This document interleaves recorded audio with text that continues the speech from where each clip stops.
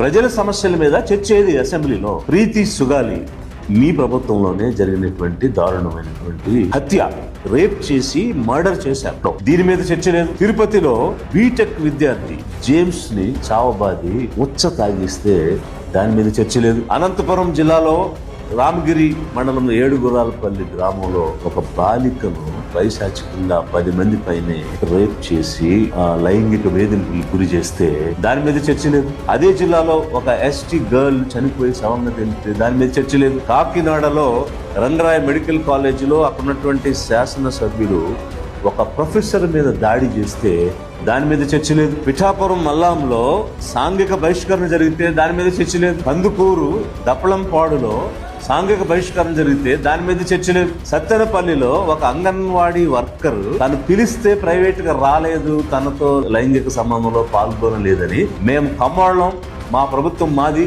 ఎక్కడ చెప్పుకుంటావో చెప్పుకో అని అతను మాట్లాడుతుంటే ఆ ఫోన్ సెల్ఫీ వీడియో పెట్టి న్యాయం చేయండి సీఎం గారు అని పెడితే దాని మీద చర్చ లేదు. గంజాయి కేసులు ముఖ్యంగా ఎస్సీ ఎస్టీ మైనారిటీస్ బీసీల మీద బలవంతంగా రుద్ది ఒప్పుకోండి అని ఒప్పుకోకపోతే కొడుతూ వాళ్ళని వీధుల్లో కొడుతూ తీసుకెళ్తూ ఉంటే వాళ్ళు చేయని తప్పుకి ఏ విధంగా ఒప్పుకుంటామని తిరుగుబాటు చేస్తే దాని మీద చర్చ లేదు.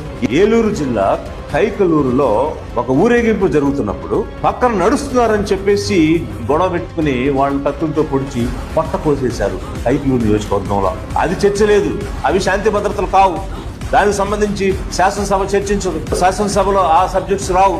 మరి ఏమొస్తాయి?